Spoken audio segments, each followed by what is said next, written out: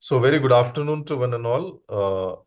I welcome on behalf of UGC Malviya Mission Teachers Training Center, Dr. Amit Prabhakar Roshe, sir. He's from Dr. Babasaheb Ambedkar Technology University, Lonar. He will deliver a topic on information communication and technology. So, again, I welcome Dr. Amit, sir, and I would now hand over the proceeding to him. Over to you, sir.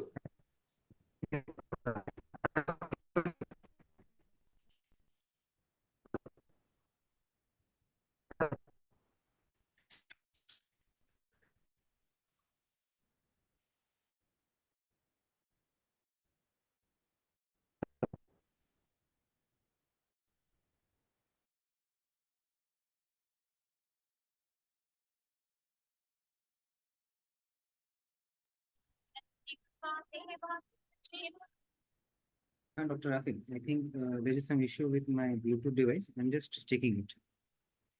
Yes, just.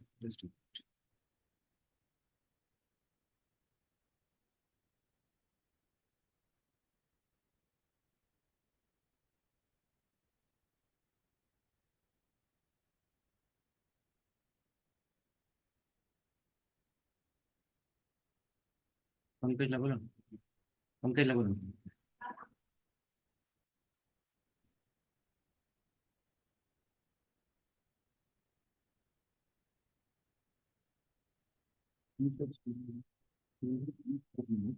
माझा Bluetooth connect होत नाही सहजच दे बरं चालेल का होते होते लगेच एक मिनिट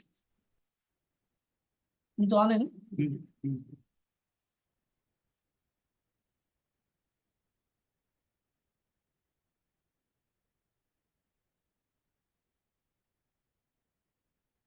तुम्ही झाला का सुरू झाली माझे तर फुल चार्ज गेले तिकडे चालू ते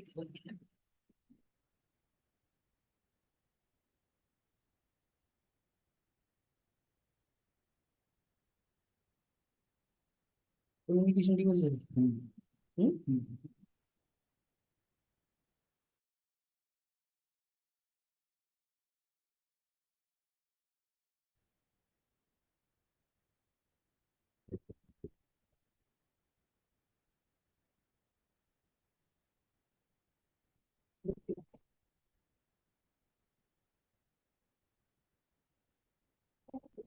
Hello, I'm audible to you, one second.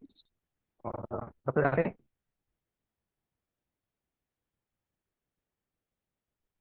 Hello.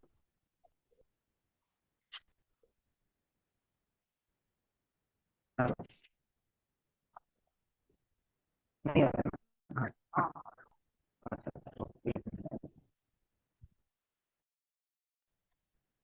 आवाज अच्छा मीन्स आ ही नहीं रहा है क्या अच्छा ओके ठीक ठीक ठीक है बोलो बारीक नहीं बारीक है तुमको पहले आवाज आ रहा है कसं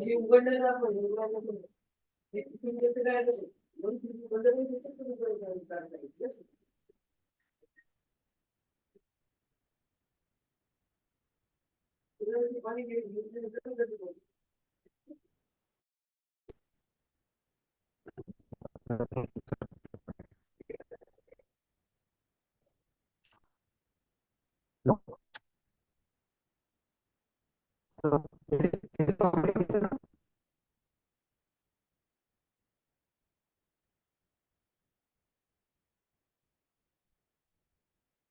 Okay, yes.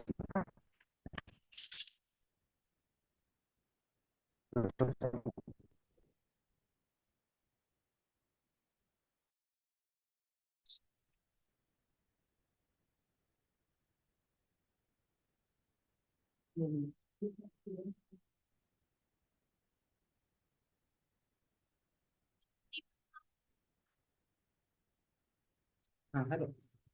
Yes, I'm Another device. Yes.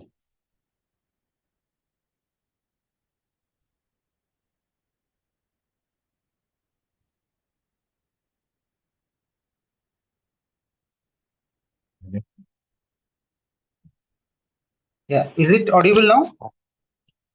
Yes, sir, you are audible. Okay. Okay. Thank you. Okay. Let us start. Yes, sir. Yes. Sir, you are the co-host. Before we You go, can share the our side PPT yes. presentation. Yes. Sure. Thank you, gentlemen. Thank you. We will start.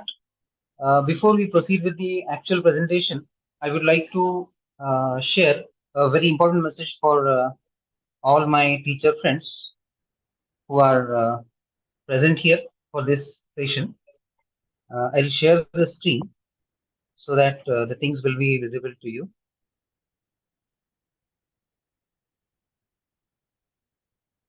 Yeah. I hope the screen is visible to you now. No doubt, our topic is information and communication technology in education. But before we move to the actual topic, I'll share this message. The title of this presentation, it's a very short presentation. It's a motivational sharing, you can say. The title is No Pain, No Gain.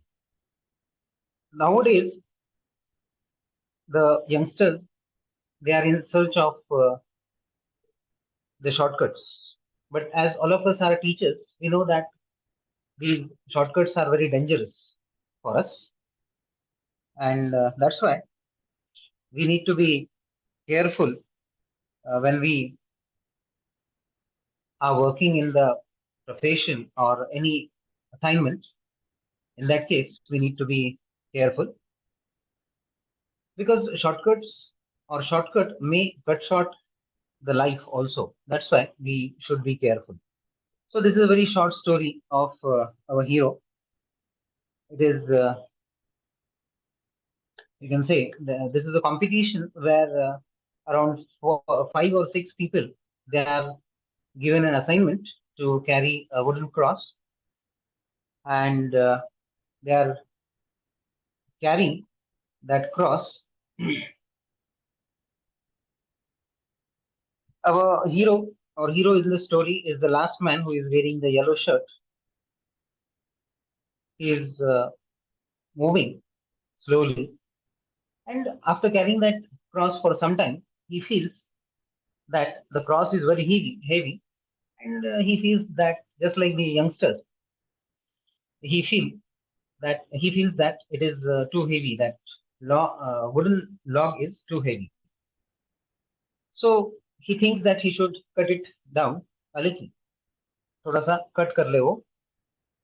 Then he cuts it down a little, and he appreciates himself. He, no doubt, he thanks the God also, and he appreciates himself and continues carrying that wooden log. After some time, again he feels that it is again troublesome for him to carry that wooden log, and that's why again he remembers the God, and he says that I'll cut it down a little more. So a very smart fellow, he cuts it down some more, cuts it down a little, and then again happily he carries that wooden log. He is very happy while carrying that wooden log because it is now shorter. Then again, after some time, he is leading that group in that competition. But unfortunately, what happens? See, this is the scene now. He comes across a valley. He means, you can say that all the participants come across a valley where they need to cross this valley. So our hero meets with a tragic scene. And what is the tragic scene? This is the tragic scene. You can see here all other participants, they use their wooden cross, lengthy wooden cross, you can say, the original wooden cross to cross that valley. And our hero is waiting there because he repents. He repents, wo pashtata hai, because he had cut it down.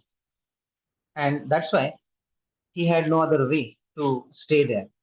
That's why it's a message, and my objective behind sharing this message with you is that you should also share this message with your young students so that they should not adapt the shortcuts in their life, or they should work very hard so that they can contribute to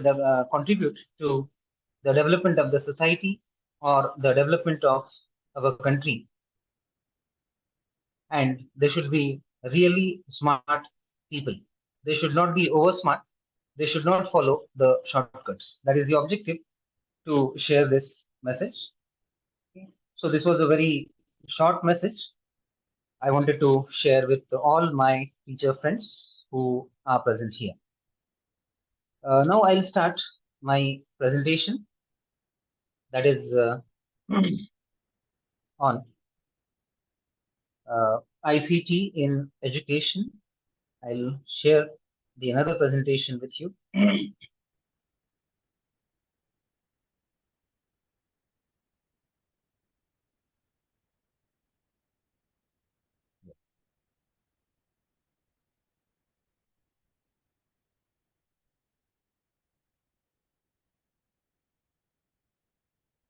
Just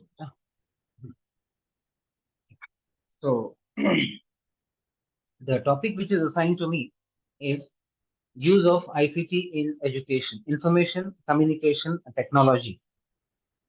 By now, I think all of you might be aware of these three letters ICT, because we can say that during the COVID pandemic, most of us started using the online tools for teaching and learning.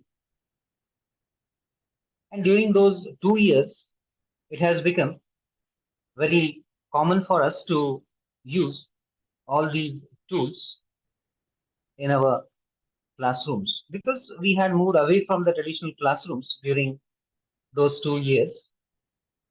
That's why by now we are very much familiar with all these IT tools or information technology tools, or we can say that ICT tools. ICT has become a part and parcel of the life of every learner and you can say the teacher today. So here, as I told you already, that ICT means it is the information and communication technology. The name itself suggests that it is something related to information and communication. Right now, I'm communicating some information with you people. Maybe during some other sessions, you might have observed that some other speakers also shared some information. They communicated some information to you people or all the participants. So we have been using this technology, that is information communication technology. And today it has become very common for us. And this technology, ICT, it is a tool we have been using to communicate, to share, or to store some information retrieve that information. For all these purposes, we have been using this technology, information and communication technology.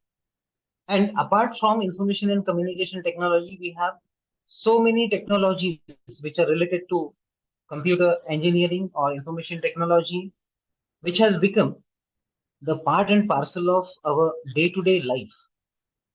I'll explain, I'll cite some examples also. When I'll be talking about those routine examples, you'll come to know that really every hour you are using all these tools or information communication technology or different IT tools. This technology, as all of you know, uses different electronic devices and the human interactive materials, which enables us or the human beings to use all these equipment for the teaching and learning purpose. If you observe today's classrooms, we call it smart classroom. We call these classrooms as smart classrooms. Many of your colleges might have equipped with smart classrooms where you may have Wi-Fi connection, you may have smart boards, I mean the touch boards, you may have the PA systems there. And with the help of this kind of a classroom, you people might be able to communicate your knowledge or deliver your sessions. So we have been using all these associated human interactive materials in our classrooms, and we have named it ICT or information and communication technology. Now you may say, sir, what is the use of this technology? I would say this technology is used to share your knowledge or your data or your information in an effective manner. You can share your information in an effective manner. In order to support my statement, I'll share a very simple example. The example is from your maybe some pre-primary classroom or primary classrooms. If you recall the senior in your pre-primary classrooms or primary classrooms, you might have seen that there is a concept of visualization. Visualization. I hope everybody understands what is meant by visualization, because we also try, we take efforts while delivering our sessions. We take efforts so that our students should be able to visualize the things. We explain certain things in such a manner that they would be able to visualize the things. So in your pre-primary classrooms or primary classrooms, you might have seen they might be using some this one projectors. They might be using some articles which are hung everywhere in your classrooms. And initially, while teaching the English alphabet to you, they might have explained, they might have taught you all the letters by showing that particular article which is being hung in the classroom. Because those teachers know that when the student is taught A for apple, if you show some apple to him, some picture of apple to him, he can visualize it. He would recall that yes, it is red or maybe green. So red, we can say red because green may not be very common. So it is red. When you say B for ball or B for bat, the teacher would show him the picture of that bat or ball. Immediately, the brain of that child records that this is B for ball and this is A for apple. That's all. It would record in his or her unconscious mind, you can say. And whenever he is required to recall all that stuff, he or she can recall it because it is already recorded in his or her mind.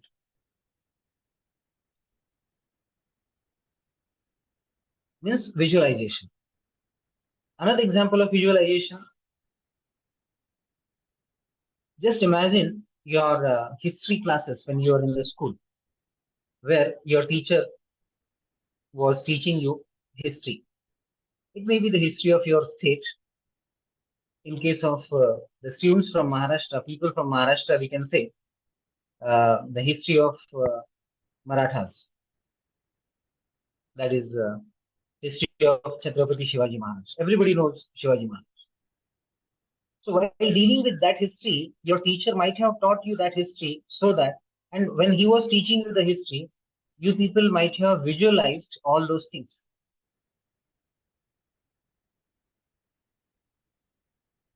That is known as visualization. And nowadays in this era of information and technology, we are equipped with all these ICT tools. So just because of that, we can make our teaching learning more effective. Because during the older days, you can say during the last century, we normally used only the blackboard, chalk and blackboard. We didn't have the projectors, we didn't have the computers. We'll take a review of all that, all those conditions. That is why visualization plays a very important role when it comes to sharing something or when it comes to teaching learning. And all of us are the teachers by profession. We are teachers. So in our day-to-day life, it would play a very important role.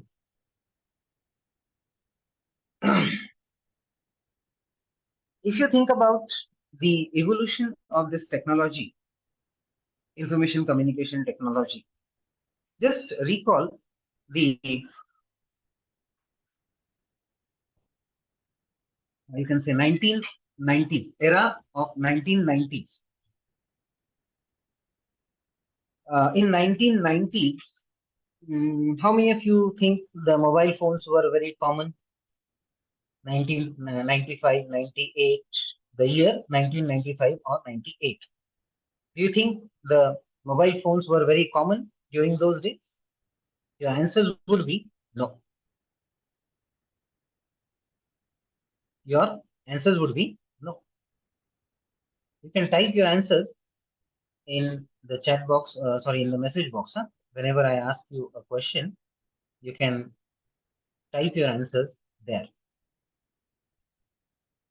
So those were not very common during those days. If you recall, there were some devices which were used by the people for communication, and those were known as pager. Okay, that device was known as pager. And with the help of pager, people usually communicated with each other when we are away from each other. After that, or before that, there was the telephones. Telephones, some of you may call it landlines also. But landline was also, it was not very common. It was not very common because during those days, we usually shared some landline number of our neighbor to our relatives or our friends. In case of any emergency, they can contact us. That was the routine practice. Later on, the landlines became common. We started using landlines. Before that, we had the STD booths. There was a long queue in the STD booths. We had to pay for those calls. So all of you know that history. Now it is the history. Now those STD booths are outdated. Landlines are outdated. We rarely see the landlines now. So during those days, from 1991 to you can say 2000, the phones or these communication devices were very much limited. First, we had the landline phones, and then we had the pager. After that, or if you go before that, you'll find that there was something which is known as telegraph at the beginning of the 19th century. First of all, we started using, our ancestors started using telegraph. And after using or after the evolution of the telegraph, we had the rise of computing in the 20th century. We witnessed the rise of the computing era or era of computers in mid 20th century, you can say. But even in during the mid 20th century, that is 1950, 60, 70, these computers were not very common. Actually, most of us were not born till 1960, 65 or 70, I think. But when did you see the first computer in your life? Can anybody tell me? You can type your answers in the message box. What was the year when you saw a computer for the first time? You saw or you operated the computer for the first time. What was that year? 1990, 91, 95, 98, 95. Yes, Professor Vijay says it was 1995. Yeah, anybody else?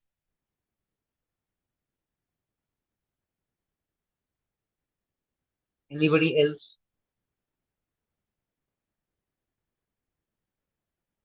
Yes. 1994. Yes. Joyson says it is 1994. Okay, any other responses? Any other participants? 1993. Srimati Joshi Shailaja ma'am, she says 1993. Okay, so this is okay.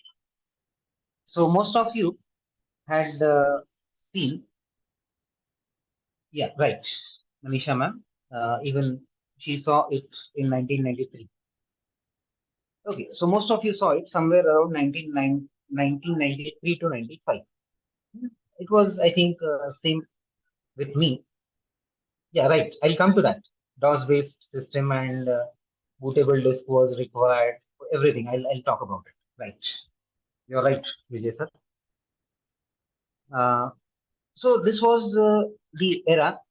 Somewhere you can say 1993 to 95. Most of you saw the computer for the first time. But was it very common during those days? Did you have your own computer? What we call personal computer? Did you have it at your home? So most of you would say no, because it wasn't very common and it was not affordable. It was not affordable for a common man. Most of you might have seen it in some computer institutes. So this was the situation in 1993 or 95. So either these computers were very large or expensive, and these were at a primary level. As Professor Vijay said, we used disk operating system, or we called it DOS. We used DOS during those days, and to boot our computer, we required a bootable disk. We required a bootable disk. So that was the earlier scenario. After that, we saw the invention of the Windows operating system, which had a good user interface, graphical user interface, GUI, what we call. So we witnessed that era also during the second stage. So we can say that up to the second stage, it had become a little bit, or we were familiar with that thing which was known as computer, which is known as computer. Later on, we will come to the, you can say, we'll move to the end of the 20th century. End of the 20th century, that is around 1996, 97, 98. What was the scenario during those days? You can say that was the third stage of the evolution of ICT. Somewhere in the year 1997, you might have used internet, or we didn't have Wi-Fi and all other devices in the year 1997. So what was the thing? How did we access the internet in the year 1997, 98? Can anybody type in the message box? Anybody who can type in the chat box? How did you use internet in 1997, 98? Yes, exactly. Vijay sir says it is dial-up telephone connection. Dial-up telephone connection. Yes, exactly, Manisha ma'am. So all of us might be knowing how exactly we used that dial-up connection and what were the problems we faced during those days.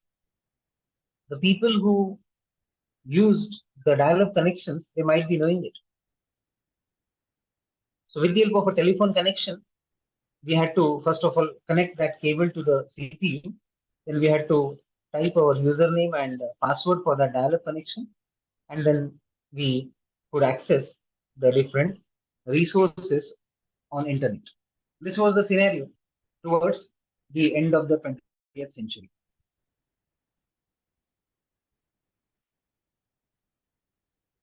And we witnessed the origin of www, that is, we call it World Wide Web. With the help of that, we started using some search engines. We started using some mailing websites. I think Reddit Mail and Hotmail was very common during those days. Reddit Mail and Hotmail. These were two common websites during those days. We also watched the scores, cricket scores, not the videos during those days. So this was the scenario when we first started using these. Yes, cp.com was also there, no doubt. So these were the things we started using during those days. I hope it's a pleasant experience for you to go back to 25 years back in your life. Even I can visualize everything where I used these dial-up connections and the manner we faced the difficulties while connecting. So this was the scenario where, or this scenario led to the creation of different industries, different business models, e-commerce, social networks. Even it promoted the online marketing. It also promoted online marketing. Now, if you consider the year 2024, I think we have moved far away within a span of 25 years or 24 years. We have made a lot of progress, we can say, because today we do not need the computers. We can do everything and anything with our mobile phone. The mobile phone, which was not affordable for a, you can say, a common man or a middle class person in the year 2005. I mean, the smartphone. Till 2008 or 9, even many of us might not be having the smartphones. Simply, I think during those years, it was just the evolution of these phones, Android or smartphones. So till then, it wasn't very common or it wasn't affordable for a middle class person. We used those bar phones. After that, we could see these. We started using computers and mobiles for e-commerce, developing different business models, social networks, so on. So this is the way we traveled in the journey of evolution of ICT in the world. Then during the next stage, we witnessed, it was the fourth stage, we witnessed the rise of mobile computing. Like I told you now, just now, that we started using our mobile phones for most of our activities. Even today, we can perform most of the activities using our mobile phones. I'll explain all those things later on in the second half of my presentation. So in the early 21st century, we witnessed the invention of smartphones and tablets, and these things allowed us greater mobility and flexibility. And it also provided us the access to information and communicate from anywhere at any time, anywhere at any time. Now you can see, you can make video calls to your family members, your friends, even group video calls are also possible. During those days, it was a very difficult task. It was possible, we had that webcam during those days, but group calls perhaps were not possible during those days. I'm not sure, but today with the help of different applications, mobile applications, you can make the video calls anytime, and just within a click you can do that. Within a click you can make the group video calls also.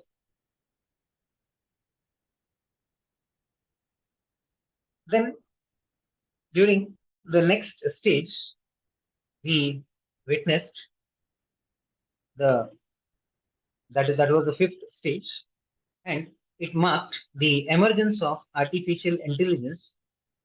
People call it AI. People call it AI. So AI, it has become very common term for us, all of us.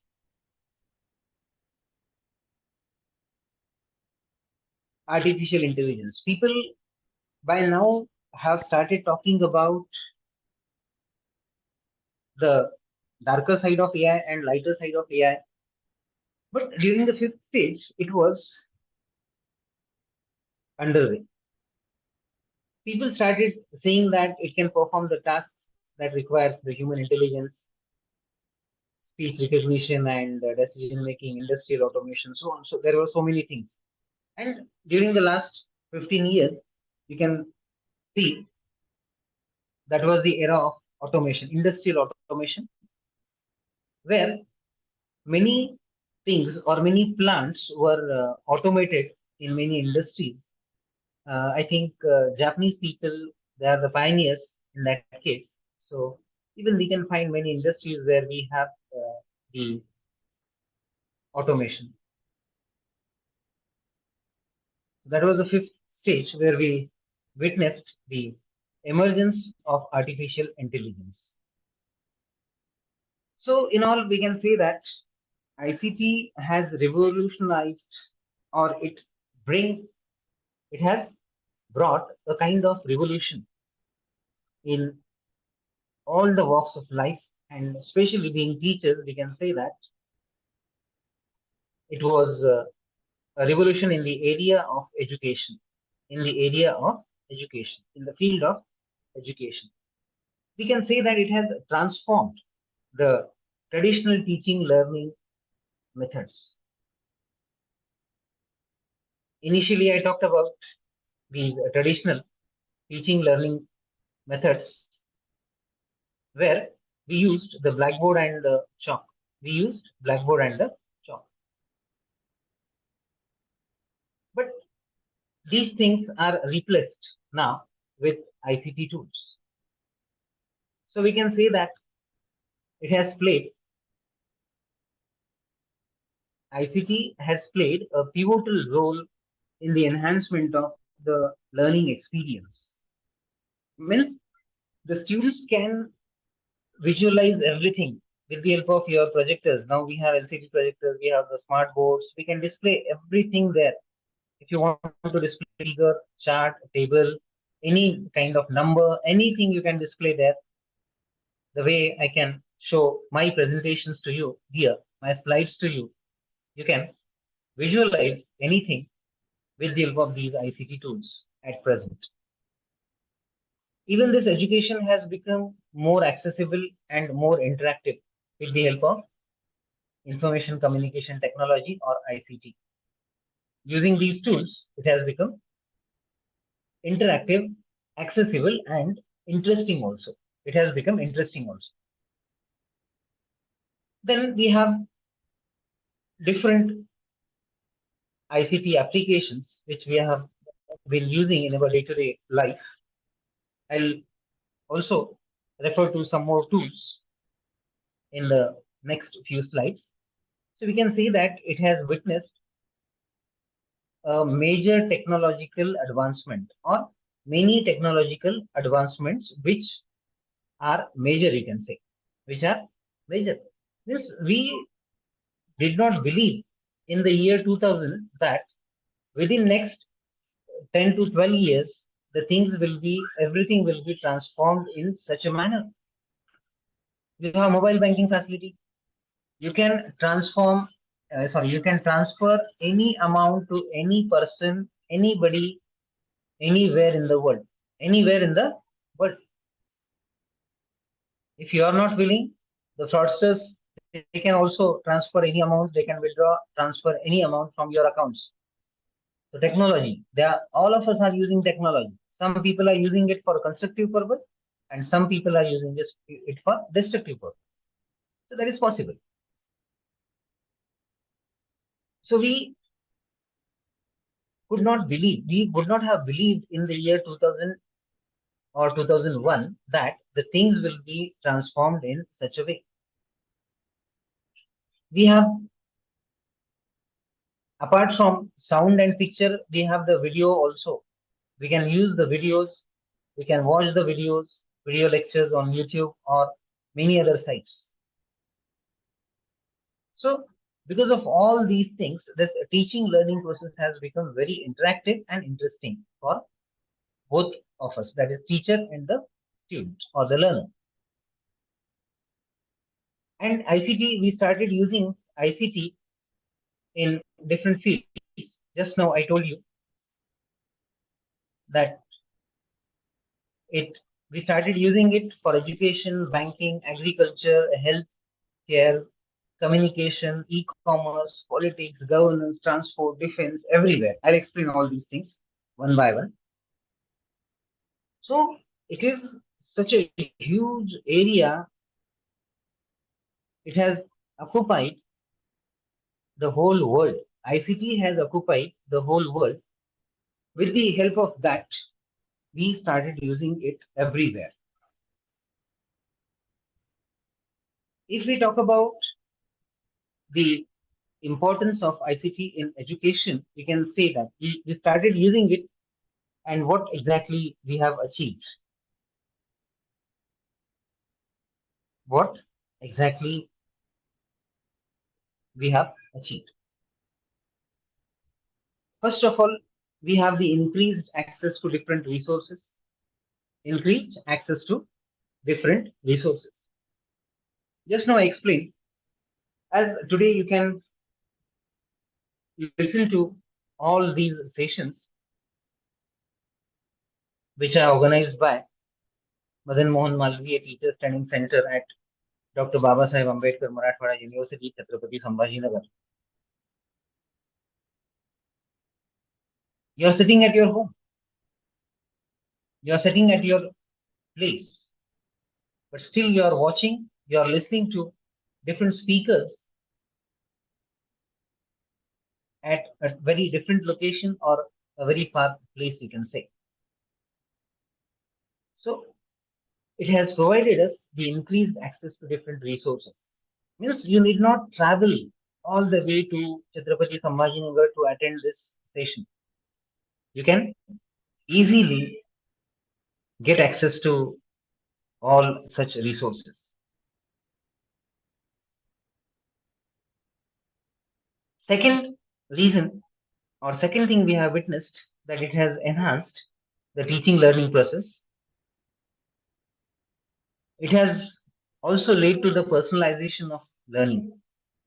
The most important thing is the collaborative learning. Now, all the academicians have started talking about collaborative learning everywhere. And just because of the use of all these tools, we have been commonly using collaborative learning. Another advantage of this technology is improved communication because of ICT tools, use of ICT tools. We could have access to improved communication. We have the access to the improved communication. All these communication facilities have improved a lot because of the emergence of ICT or ICT tools. And another and the most important thing is the convenience. Just now I explained how convenient it is because all of you are sitting at your own place and you're listening to all these sessions. Even the assistant director of this center, Dr. Rafe, we haven't met face to face till today. We have just telephone or mobile communication, and we have been coordinating the things. No doubt I would like to meet him whenever I will go to Chhatrapati Sambhajinagar.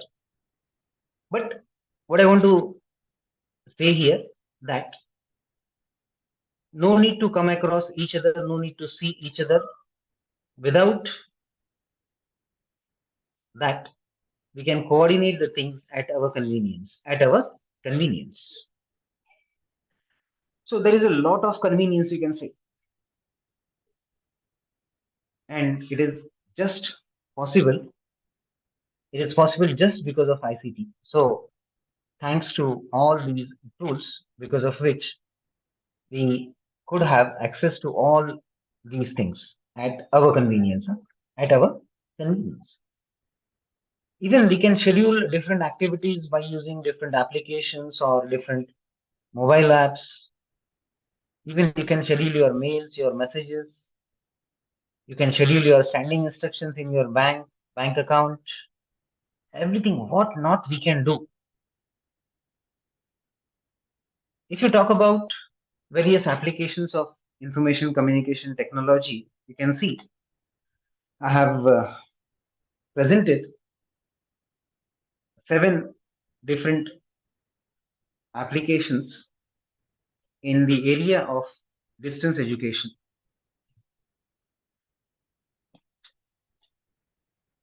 So today we can also register for distance education where we get access to different sessions which are delivered by some professor from that university, and this is also possible because of ICT. So these are the different areas, you can say, communication among instructor and learners. We have in Maharashtra one open university at Nasik, and at national level, well-known university, that is Indira Gandhi National Open University. So all these universities, open universities, have been delivering their sessions, online resources, their online sessions to their learners, their registered students through ICT tools. These are also responsible in the educational administration, instructional system, library services. I'll explain these things in the next few slides. Then in the area of research, I think these ICT tools have become very important when we talk about research and development. Then we have the delivery of course material and the improved access to education and the educational resources. So this way, it has become a very important tool for most of us. Then there are some more applications of ICT in the area of education. We can discuss these one by one here. The first aspect we can talk about is e-learning and access to the e-libraries also. There are many e-libraries where we get the e-books. By sitting here, I can access to different libraries. We can access to different journals also. And that has made it convenient for us to read a lot and contribute to the research and development activities in the country. We have easy access to different learning resources, maybe different libraries, different journals, different research articles, different books, everything. We can have access to all these resources, which are helpful for teaching learning, which are helpful for research and development activities in the country or all over the world. We can also access online courses. Now we have the very good platforms like MOOCs or NPTEL. With the help of these platforms, we can complete certain courses in online mode. Even the students, not only the teachers, but the students can also complete certain courses using these online platforms.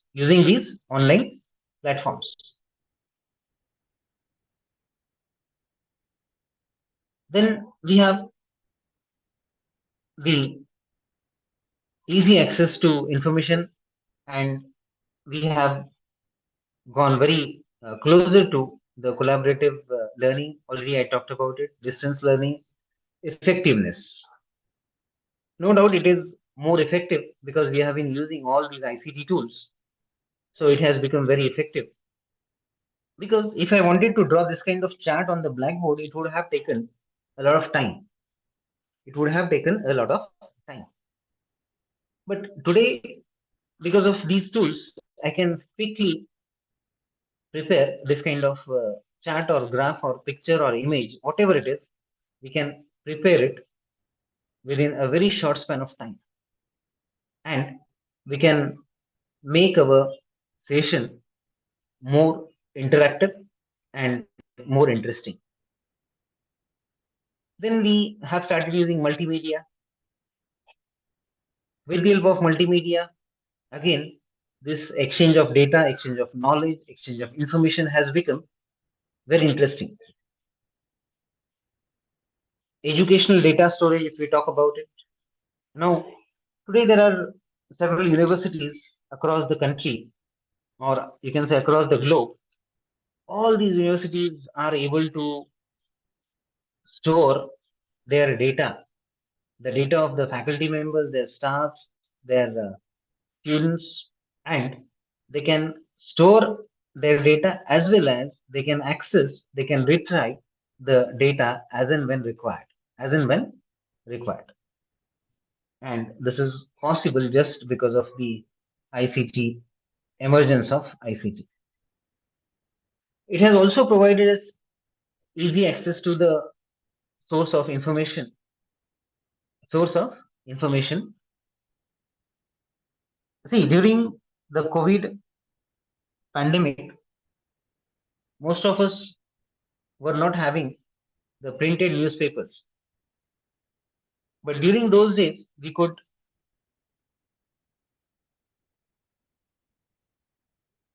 have access to the e-newspapers, that is newspapers in electronic form. Newspapers in electronic form. Even today, many of us are using the newspapers in electronic form. Means we have started using these resources in the form of electronic mode. And the most important thing, that is ICT, how it can be used for children with disabilities. See, the best example I had witnessed in, you can say, last year when I had gone to a remote district of Maharashtra, a remote place in the state of Maharashtra. It was the Tehsil named Jawhar in Palghar district of Maharashtra, where they had set a very good example of using ICT for the children with disabilities. Those children were trained very effectively by using all these ICT tools. That was really interesting. So similarly, we can also make use of all these tools for teaching and learning or sharing the information, different type of information.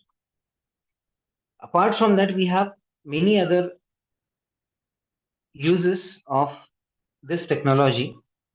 We'll discuss those. We can discuss these applications of ICT in different areas. The first area we can talk about is the field of education. The field of education. All of us are teachers, that's why we know it in a better way. I think I need not explain it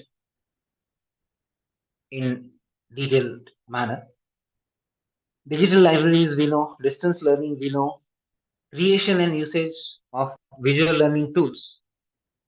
Many of you might have contributed to, or you might have created your e-content also, or your video lectures.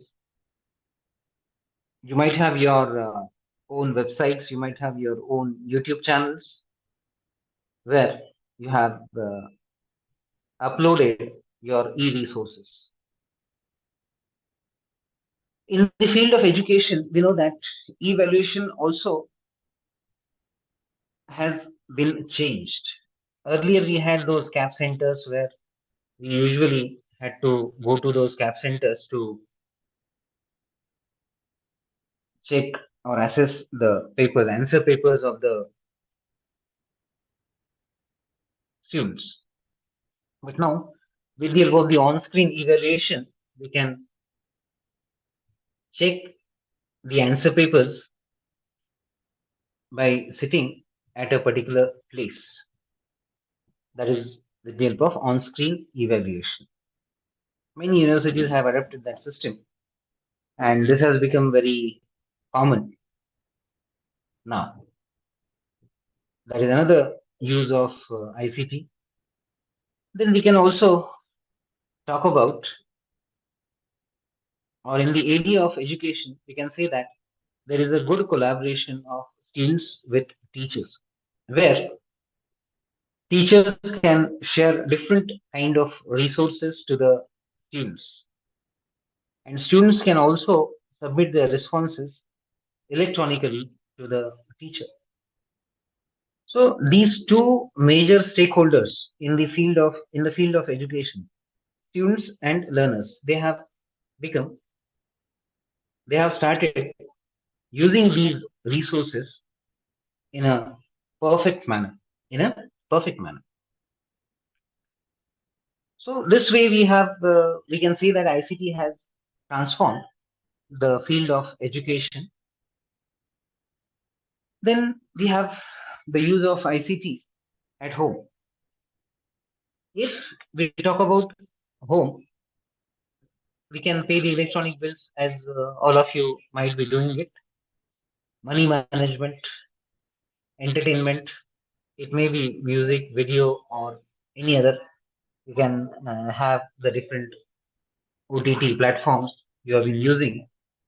So all these things have become so common today just because of ICT. So that is another example or another area of the use of ICT where we can use it very commonly. Then we have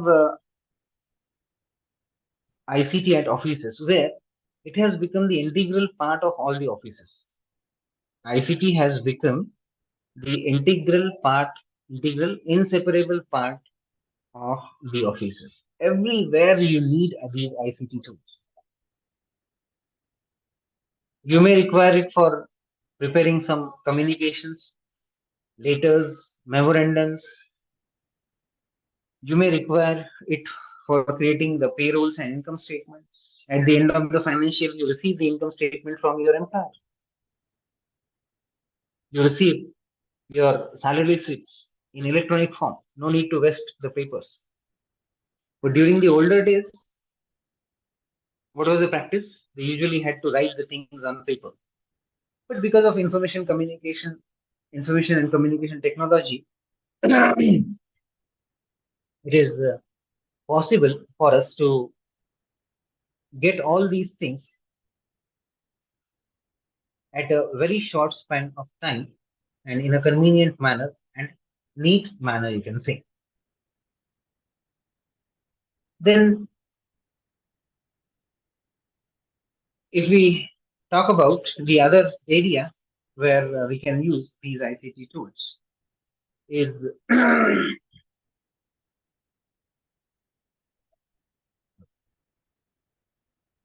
we can use it in the area of security and defense.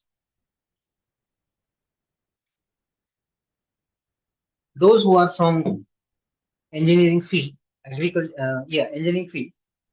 Do we have anybody from engineering stream? Anybody from engineering background?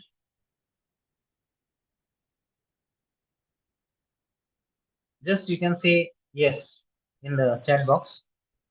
If you're from engineering stream, you can say yes in the chat box. Right? Yes in the chat box. Nobody? It seems nobody is from engineering background. Okay, that's fine. Okay, let us discuss this area. In the area of security and defense, we have been using these ICT tools.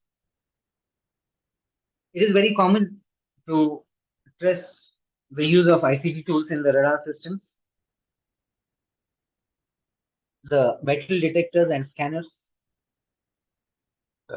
These are also very common because metal detectors and different scanners are there, which are used for security purpose. These are also the products of ICT. Next important use is the drone technology. Because drone technology, it is the evolving technology now. It is not fully developed. Even today, there is a good research is going on there in the area of drone technology. And this technology can be used for different purposes. It may be used for security purpose, defense purpose. It may be used for agriculture purpose. Agriculture, I'll discuss later on. But when we talk about security and defense, for security, when we have some huge gathering in order to listen to some political leader or a celebrity, you can say, they use the drones for security purpose. With the help of these drones, they'll be monitoring the crowd, they'll be observing the crowd so that they can record all the movements of the crowd if there are some ill elements negative movements, they can record it. And the same can be pointed out to the security agencies with the help of drone. Another use for creativity, people have started using drones for creating their videos, and it is also helpful in the forensic sciences and weapon assembly. Everybody knows these two areas, forensic sciences and weapon assembly. We are already using the ICT. And another thing is very common for most of you, that is tracking and tapping of calls. We know that we do not have any privacy. We do not have any privacy because all our movements, the shared messages, the talks, everything is tracked by some agency. They could do it with the help of this technology, ICT technology, okay, or information and communication technology. So these are some of the applications of ICT. Apart from that, we have been using it in the area of management for the better management of human resources and the raw material. We have been using it in this area also.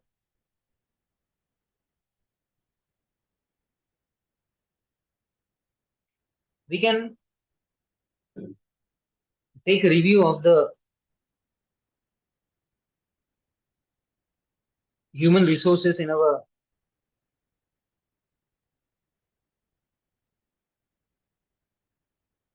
organization or in our company,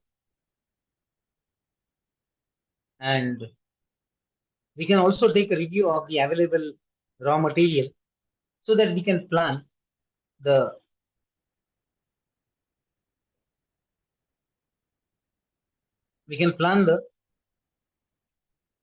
further activities in at our plant. So for all these purposes, we can use ICT. We can also track the record, keep the record of the storage, stock, raw material, and we can arrange that data, manage that data in a better way so that we can have quick access to all that data. We can have quick access to all that data. So in this manner, we have been using this technology. As we see, it is also used in banking sector, healthcare sector, politics and governance, industries, scientific domain, transport, so on. Let us talk about these areas one by one. If you talk about these, you can say banking. For banking sector, just recall the situation in the banks before 20 years or 25 years. Just assume that in the year 2000 or 2001, you visited the bank to withdraw some money, and we had the only option during those days, that is to carry a check or the withdrawal slip to withdraw money. And you had to stand in a queue there in the bank, that cash counter. Stand in a queue. When it will be your turn, you are able to show or hand over that check or withdrawal slip, and that cashier used to hand over you that much cash. And before he handed over that cash to you, he recorded that transaction in his ledger. He had a register. He had some paper, and he usually made or usually entered that transaction in his ledger so that your balance would be updated. But what is the scenario in today's situation? you may not see that kind of ledger. They just print it at the end of the day or week or month, and they put it in a file. But when you go to the cash counter to withdraw some money, what do? They just type your account number. They'll check everything, your balance, your signature, whether you are the account holder, all these things, and they'll hand over you the cash. Or even you need not go to the cash counter. You need not go to the cash counter because we have ATM. We have ATM. ATM, it has also changed now. Earlier, we had to use that ATM card in the ATM machine, and then we had to put in our PIN, secret PIN, and then we were able to get that amount.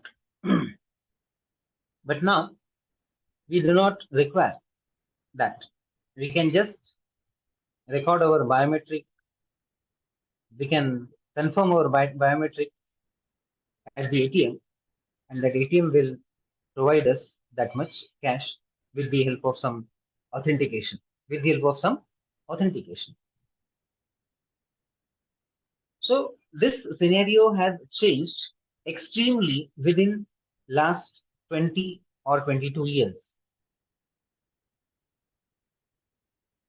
So we talked about the banking sector, where we can transfer any amount within a few moments, anywhere in the world, and that is possible with the help of your mobile device. Even you need not use the computer or the laptop, you can do it with the help of mobiles. So within a moment, you can do all these things. Then another area where we can use this technology is the agricultural sciences. In the field of agriculture, we have started using drones for surveillance purpose, and apart from that, we have started using these drones for using the pesticides in those fields, at those fields. But I think that research is still underway, and we have to cross a long way to achieve the targets. But still, the research is going on how exactly we can use drones and ICT technology in the area of agriculture. Even we have a recent collaboration with Rahuri Agriculture University for the same purpose. Then we will move to the another sector, that is healthcare and medicine. It has been also transformed. See, when you go to some hospital, that hospital will have all your history. That receptionist would just ask you your patient code. Based on your patient code, she'll get all your history and transfer the same information to the concerned doctor. You need not give much, or you need not give many details to your doctor. He'll get that from your history, which is available in his computer. Means, just now I was talking about data management and data retrieval. It is the same thing, where these hospitals are able to maintain all your records, and they can retrieve that information as and when it is required. They can also know the different. They can also retrieve that information with the help of their computers, where they have they have stored that information. Another area is the politics and governance where we have been using these technologies. Fortunately, recently we have witnessed the assembly elections in the country. I think one more stage is about to complete now. So almost in all the parts of the country, we have completed the elections. So during these elections, see, all these political parties have used this technology in a very effective manner. They had their advertisements, they shared their messages, their agenda, their propaganda everywhere by using all the platforms, all the IT platforms. It may be your radio, it may be your online platforms or OTT, or it may be your television, it may be YouTube, or anything, anywhere. They have exploited, you can say, all these tools, and they have perfectly used all these things. That is about politics.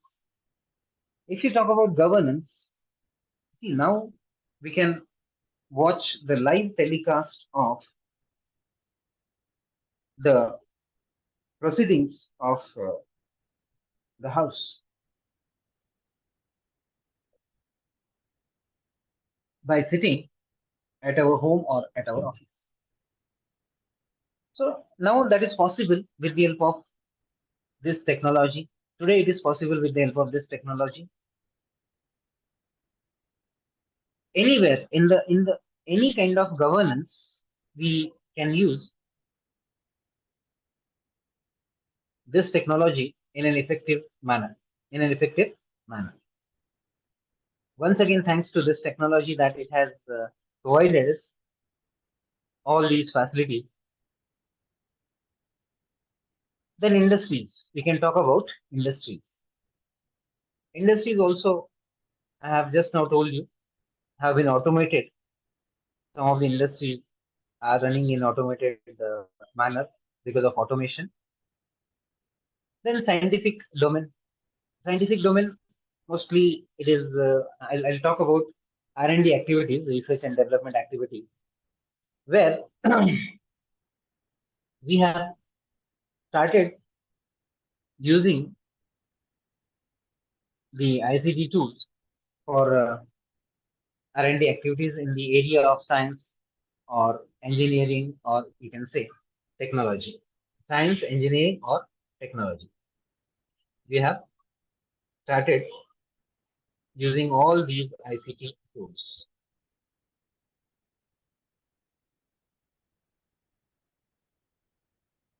We can connect certain devices to the computers. We can record the readings. We can store those. We can compare. We can retrieve. We can analyze those readings. And we can develop the new models also. Everything, what not we can do with the help of all this technology in the scientific domain. Then we have the transportation, the field of transportation, where we get the traffic alerts and we have been using the tracking systems. The best example would be your Google Maps. Best example would be the Google Maps that gives you all the updates related to the traffic in your area or the route you will be following after some time. So if you come across some traffic congestion, you can change your route. Even Google would ask you, would you like to get some other route?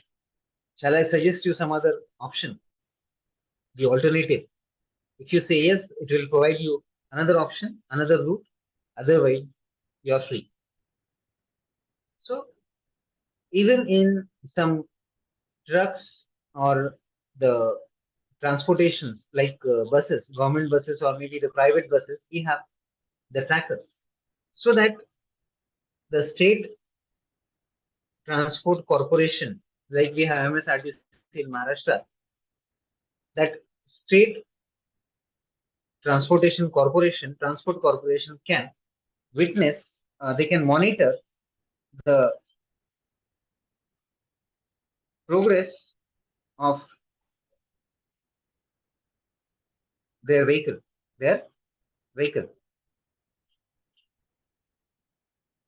It can be tracked.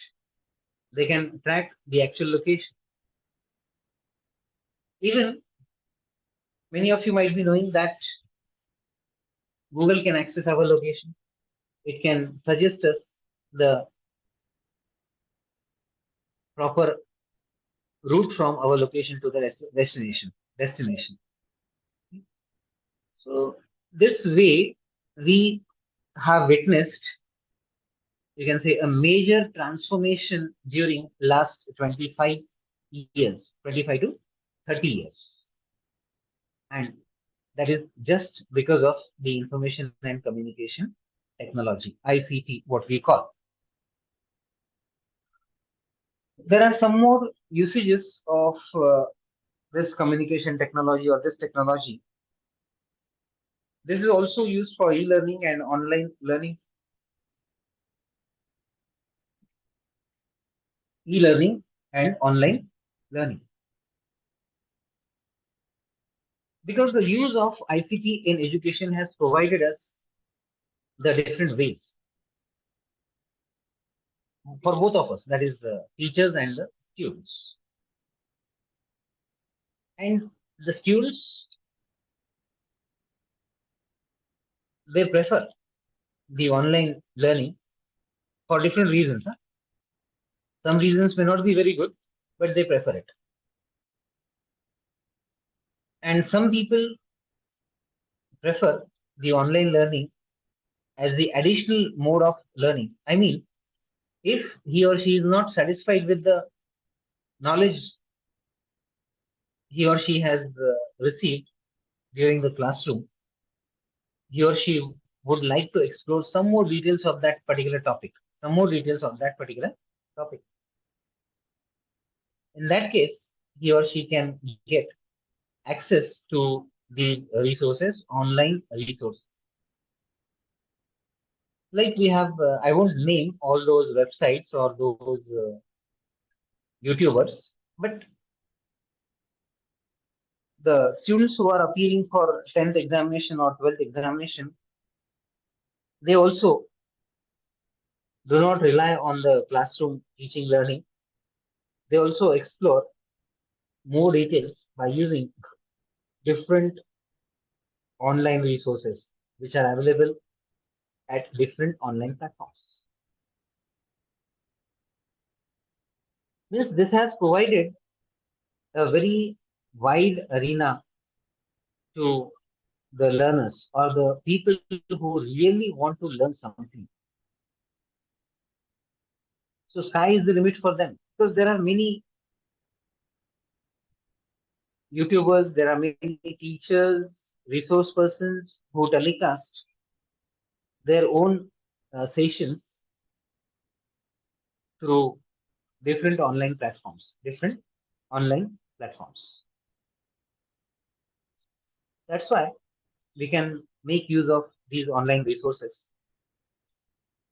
Then we have the another important feature of ICT we can talk about. It is the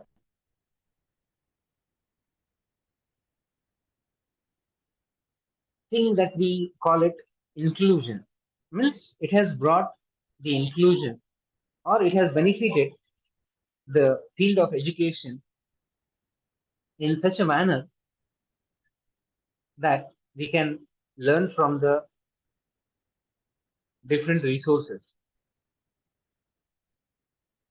Especially, it has become the education, it has made the education all inclusive, it has made the education for all. Just at the beginning of the session, I referred to the people who are physically challenged or physically disabled, or we call them Divyang people. So it has become useful for such people also. These people also. Means it has included these students also. Otherwise, earlier these people were standing at a different ladder. They were not able to sit with the general, or you can say normal students. Today, we have crossed a good distance, you can say, in order to make them the part of the mainstream, and that is possible with the help of ICT. That is possible with the help of ICT.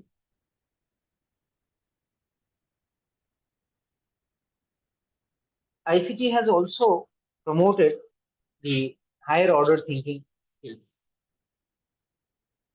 That is that includes the different aspects like evaluation or monitoring, planning.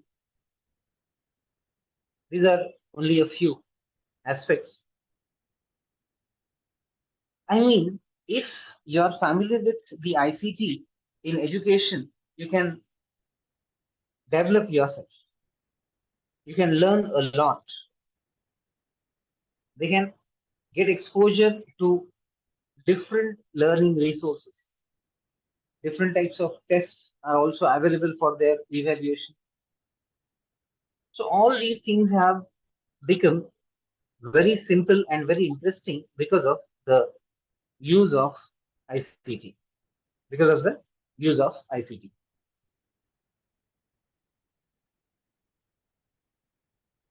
It has also enhanced the subject learning, the learning in a specific area.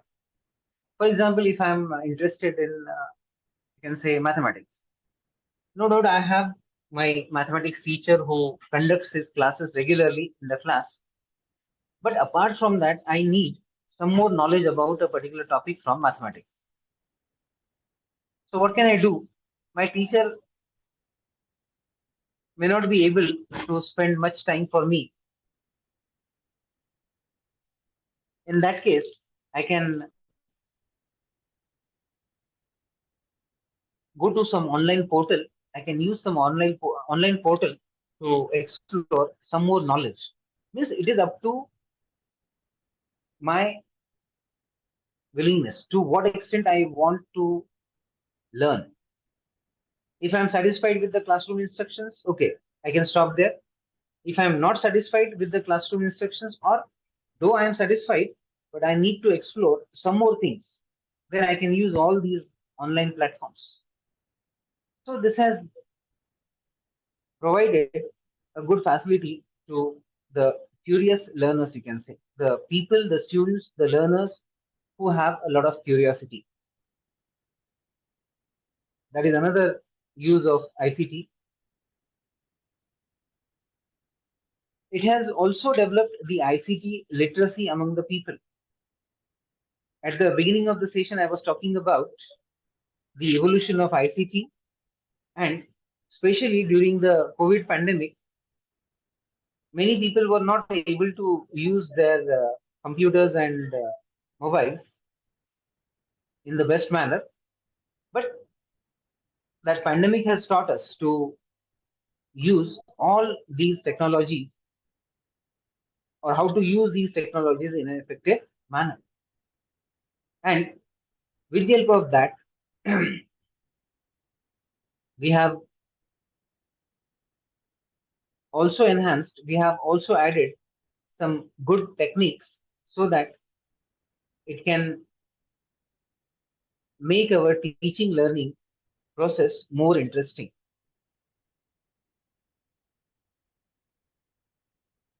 Just now I talked about collaboration, collaborative learning. We can say that this technology has encouraged the collaborative learning. We have, or we could bring the children together where they can talk and discuss what exactly they are learning in the schools. And this has also opened up different avenues for communication, as well as the development of their language, development of their thinking, so on. This technology has also motivated the learners, because the learners always demand for the new technologies, and the children are very much fascinated about these technologies, because we know that when we come across some problem with our mobile phone, what do? First of all, we consult the child in our home, and the child knows each and everything about that mobile phone. If you face any difficulty with that, you just consult that child, and that child will help you. Within a few seconds, he'll resolve that issue, and he'll also guide you how to resolve that, what was the problem, and how to take care of it. That's all. Hmm? Even you might have experienced it in your day-to-day life. That is another area where we have been using all these technologies. The most important thing is that because of ICT in education, it has improved the engagement and knowledge retention of the learners. Just recall the example of your primary classroom, pre-primary classroom I had cited.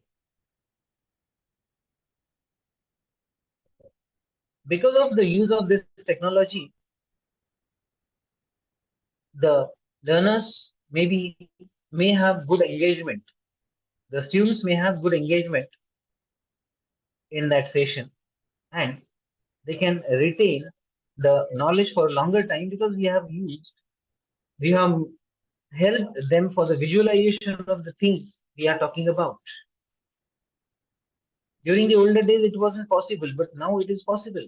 We can immediately display a figure or a chart or a graph or some kind of data in front of them so that they can remember it for a longer time and they can retrieve that data when they need it.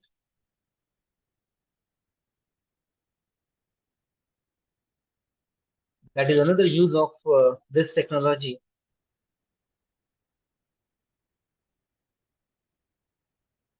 This also allows for effective differentiation instruction with technology. Means, see, all the learners may not be the fast learners. Some of them may have medium pace. Some of them may have a very low pace. So these people, the people who belong to all these groups, these categories, they learn differently at different levels or with a different rate and different style. And this technology provides them an opportunity to learn the things at their own pace, at their own style or speed. This way, this technology has been helping the learners these days. And now it has become the part of the national curriculum under the NEP 2020. We know that. Then, if you talk about the different roles of ICT in education, we can say that it has provided the enhanced access to quality educational resources. See, we had to struggle a lot before 25 years when we wanted to access some journals. We literally had to visit different libraries across the.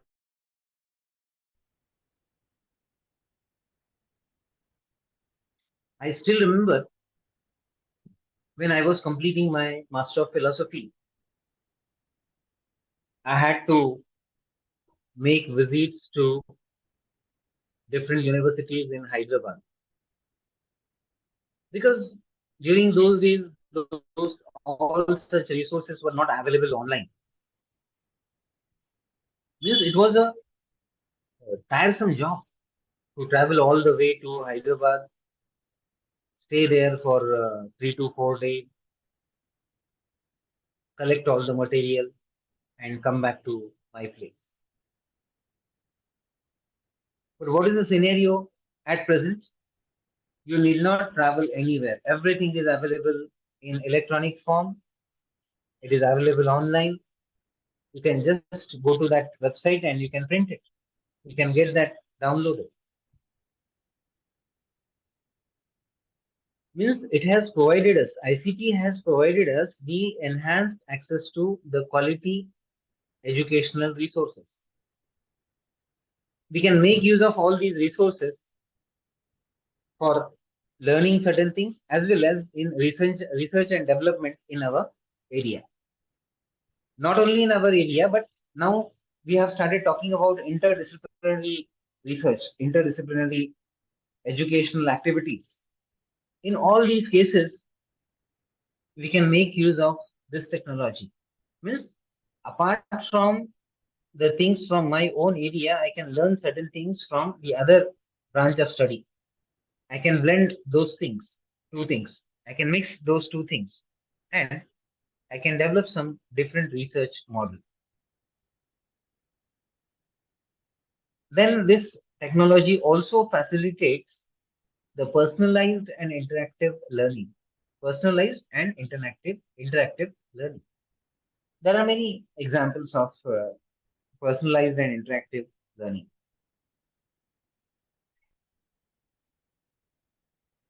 This technology has also improved the teacher-student engagement. The teacher and student engagement. No doubt there are some drawbacks also, but later on we will discuss those drawbacks. But we can say that the student the teacher has got a good engagement here because he can make use of all these tools in an effective manner. So it is quite interesting for him also to share his knowledge in front of the learners. This also promotes the critical thinking among the learners because the learners know that yes, today the teacher has shared this much data, but if I want to explore some more information about this, I can go to so and so website and I can have detailed information about it. So this way we can say that the this technology has promoted, it has fostered the critical thinking among the learners, and they can explore some more details of that particular topic which is prescribed for their curriculum. Means these learners can learn beyond the classrooms. They can go beyond the classrooms and they can learn beyond the classrooms. And that's why this kind of education has become more inclusive, or this has developed more inclusive and learner-centered educational system because of the use of this technology.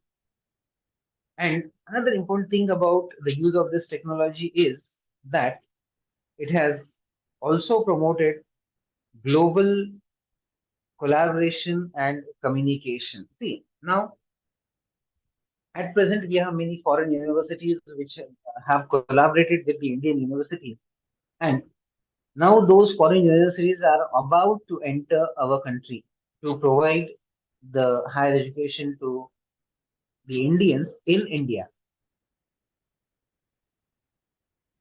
This is also possible because of the use of this technology. That is another role or another use of this ICT.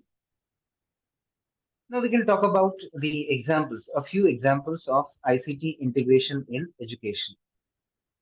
We can talk about the online learning platforms. Most of you are familiar with this. We can talk about VR, that is virtual reality in education. We can talk about gamification in the classrooms. We or some of you might be using such technologies in the classroom. Even we use the blended learning models in the classroom.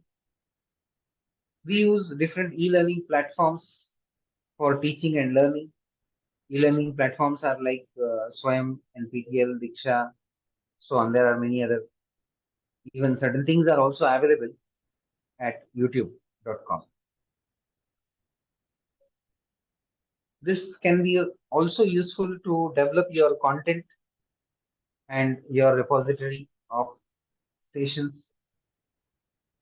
And we have also used virtual labs during the COVID pandemic because during those days, the students were not allowed, neither students nor teachers were allowed in the colleges or the schools.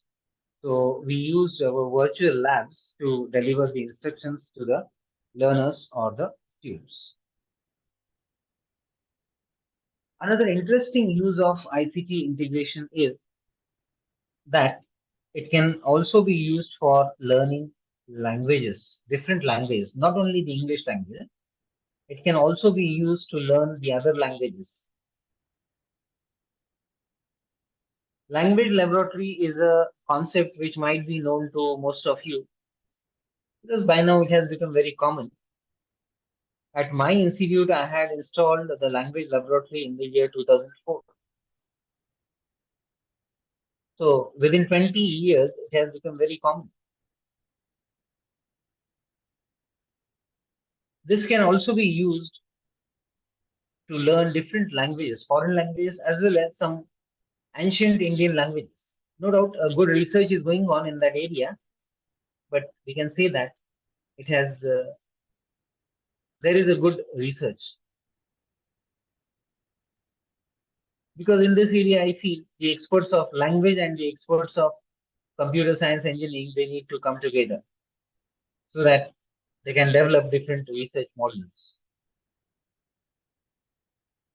And if you have visited any language laboratory in any institute, you might have seen that they are using different applications, they are using different software for teaching and learning.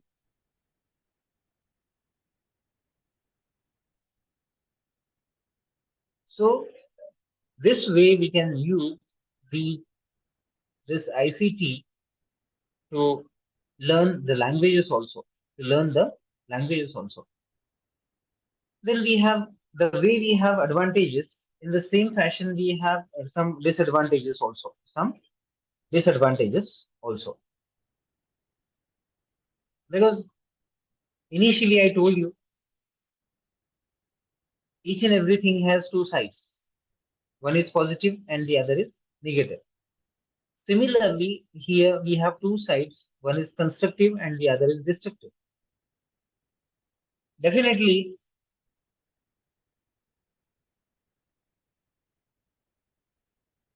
we should try to overcome the darker side or the negative side. We know the researchers or the experts, they are trying to do that. First disadvantage of ICT is digital divide. What is mean by digital divide? Can anybody tell me? Can anybody type his or her response in the chat box? What do you mean by digital divide? Do you have any idea about it?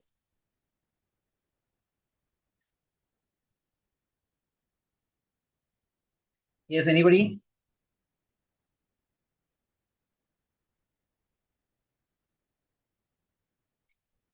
Are you with me? All the participants?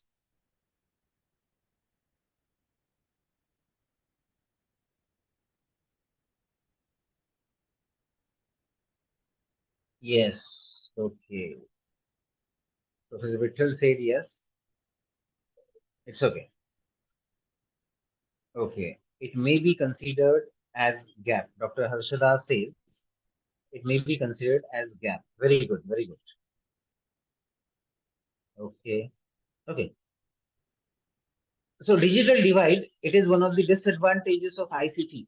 Means the way during the pandemic, some people were able to use all the technologies for their classes, delivery of the instructions among the students or the learners.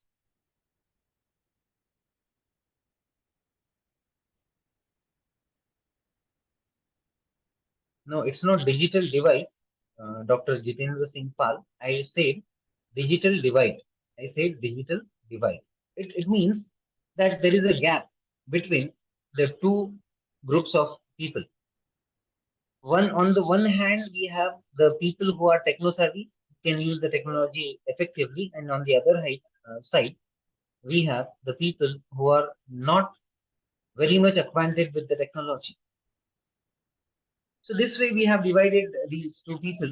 That is one of the disadvantages of ICT. But I think by now these people are also very much familiar. Yes, exactly. Dr. Yogita Patil has written that the digital divide refers to the gap between people who have access to modern information and communication technology and those who do not have. Right, exactly. That's what I was trying to tell you. That yes, Professor Amar has also written rightly. So we have divided these two groups in such a way that one group is able to use all these technologies and the other group is unable to use these technologies. That is known as digital divide. Then lack of teachers trainings is also another disadvantage of ICT. The teachers or these resource persons should be trained properly so that they can handle all these ICT tools properly. Insecurity of data, that is a question, no doubt. We come across different fraudsters. But if we take certain some precautions, definitely we can be safe or we can keep our data safe. Unemployment, that is a threat to some extent. Then we have virus threat. But if we take some precautions, if we use some good antivirus softwares, applications, definitely we can safeguard ourselves or our system, our data. And cost of setting up ICT gadgets. This is also a costly affair, but not very costly affair because looking at the salaries of the professors nowadays, it's not a costly affair for the people. So you may say, what is the solution for these things? As far as digital divide is concerned, make them, we can make the people digitally literate. We can provide them some training and so that they can become digitally literate. We can also provide the professional development to the teachers, the resource persons, and we can develop the efficient security systems. We can develop the efficient security systems so that we can come out of, we can overcome, we can resolve the problems we come across which are related to our security. We can safeguard our data from the fraudsters. We can also reduce the virus threats. So this way, we can make use of the ICT technology in our day-to-day life and even in the area of the education. Just we need to take some precautions if we are worried about security of the data and information we have. If we take some precautions, definitely we can properly, effectively use this technology in the field of education. So these are some of the views about the use of uh, ICT or use of information communication technology in the area of education. Apart from that, quickly I'll also share some technologies related to this, and then I'll sum up my session. I'll conclude my session. Within next 5 minutes, I can conclude this session. See, ICT has reached our houses. If you are using mobiles, if you are using some search engine, if you are using some e-commerce websites, you might have seen that based on your interests, it provides you certain options. It suggests certain options to you. Even if you are using YouTube, like you are watching some news channel, live news channel every morning on YouTube. So it will provide you some suggestions based on that. Means it knows what exactly you are interested in. Or just the simple example of Amazon, the websites like Amazon, e-commerce websites. That Amazon also provides you some suggestions because that analyzes your earlier interests, and based on that it will provide you some suggestions. We call it IoT or Internet of Things. We call it Internet of Things or IoT. So with the help of all these technologies, our life has become very much sophisticated.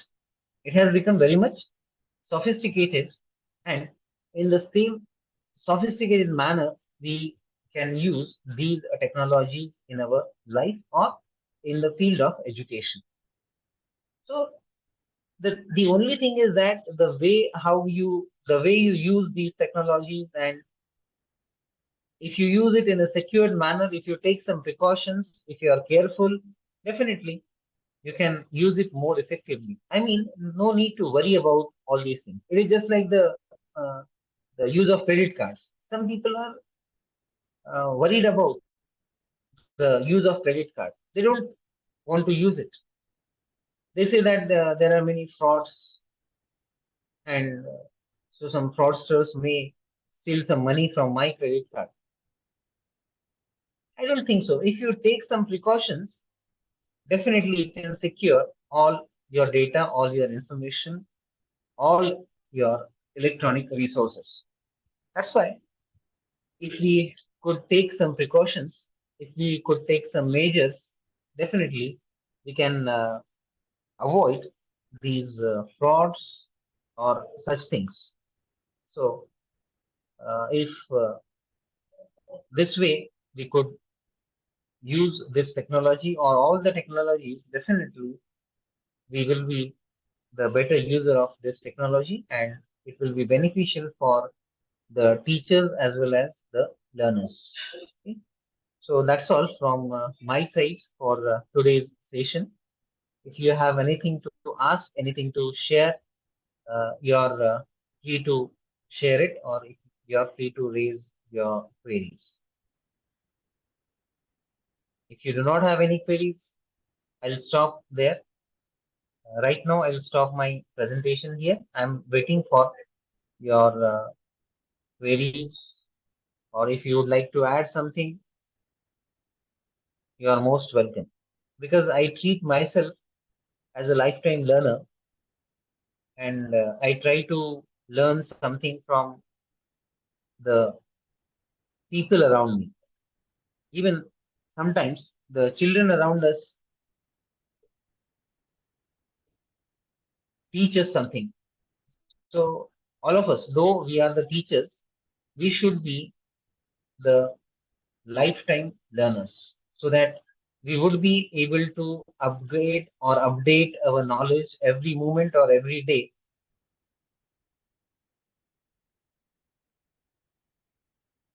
Yeah. It seems there are no queries in the chat box.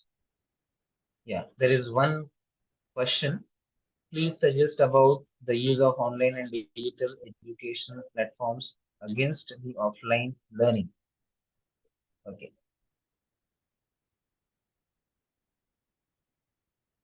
Yeah. No.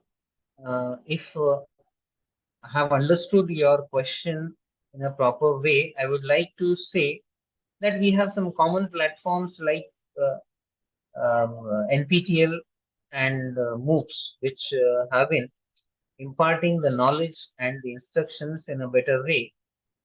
Means it is just like because see in NEP 2020 we may have some majors and minors.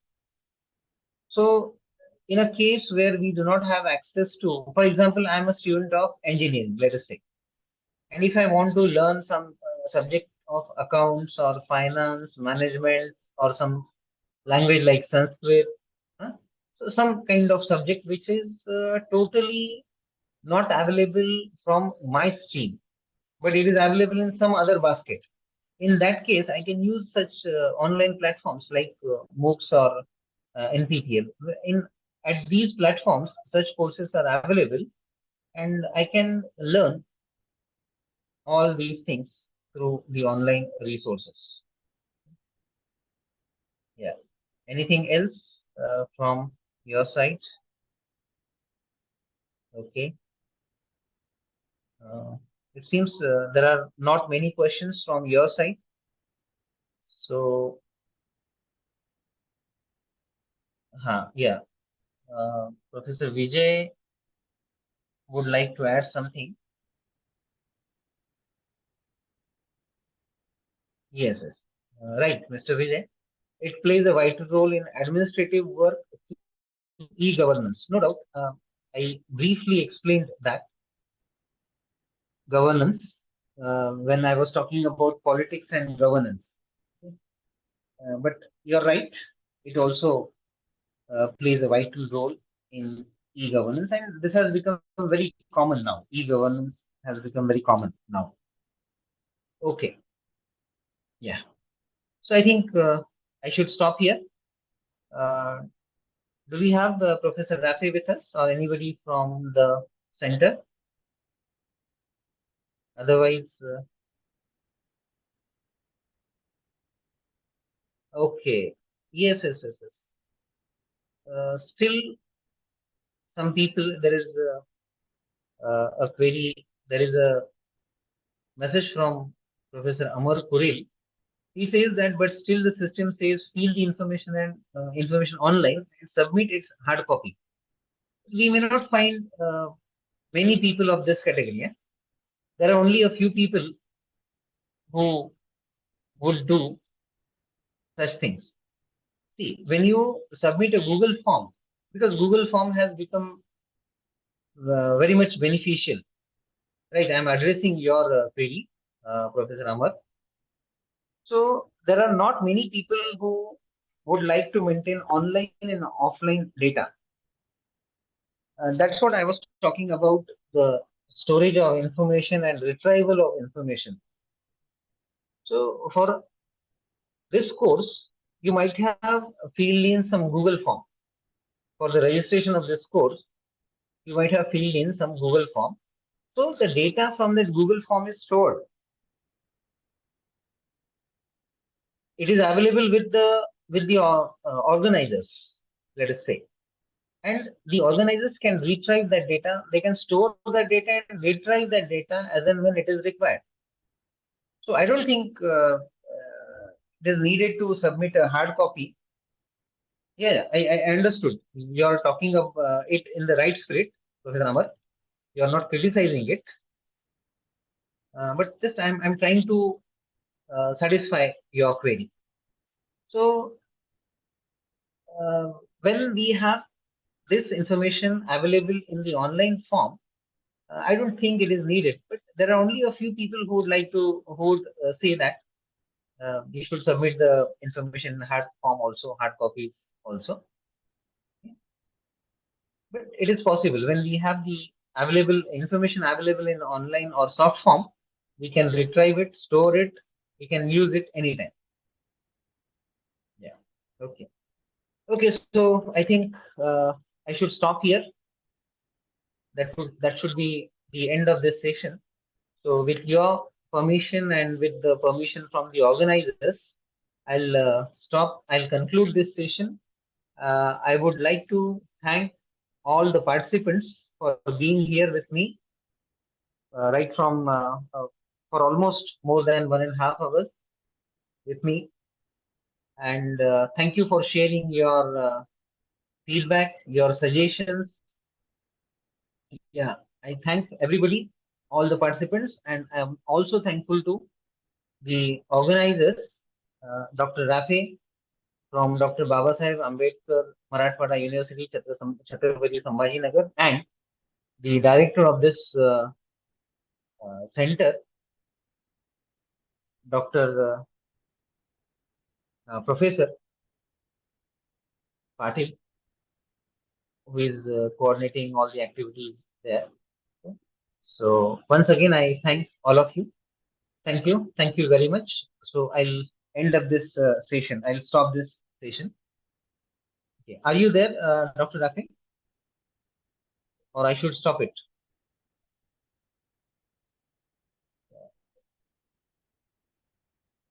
Okay. Okay. It seems there is nobody, so I'll stop it here. Thank you. Thank you once again.